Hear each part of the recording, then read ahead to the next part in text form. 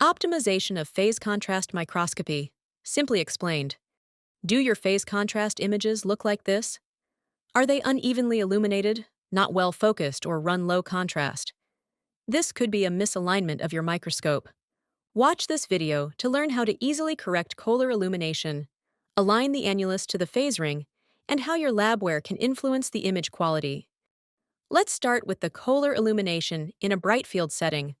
The Köhler illumination provides a precise focus and an even illumination of your sample.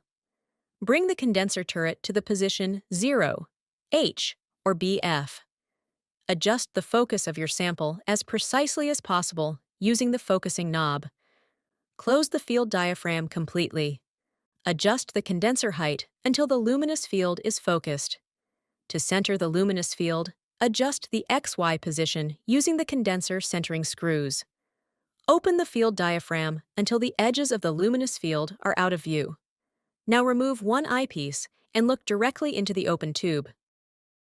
Adjust the aperture diaphragm until the luminous field is at least 2/3 of its diameter.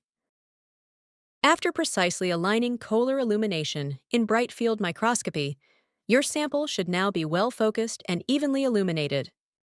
Next, to achieve maximum contrast in the phase contrast setting, rotate the condenser turret to the wanted phase contrast mode matching your objective. The annular ring in the condenser turret structures the light by creating a tube-shaped illumination that must align precisely with the corresponding phase ring in the objective. To achieve this alignment, use the turret adjustment screws while observing through the open eyepiece. When the annular ring is precisely aligned with the phase ring, your sample should appear with good contrast. Keep in mind that even with a perfect microscope alignment, image quality can still be affected by sample preparation. When culturing cells in small Wells formats, the meniscus formation of the air-water interface can disturb phase contrast images. This is because the meniscus acts as a lens, and by this, incorrects the alignment of the annular and the phase ring. To avoid this effect, you can use labware with a larger culture area.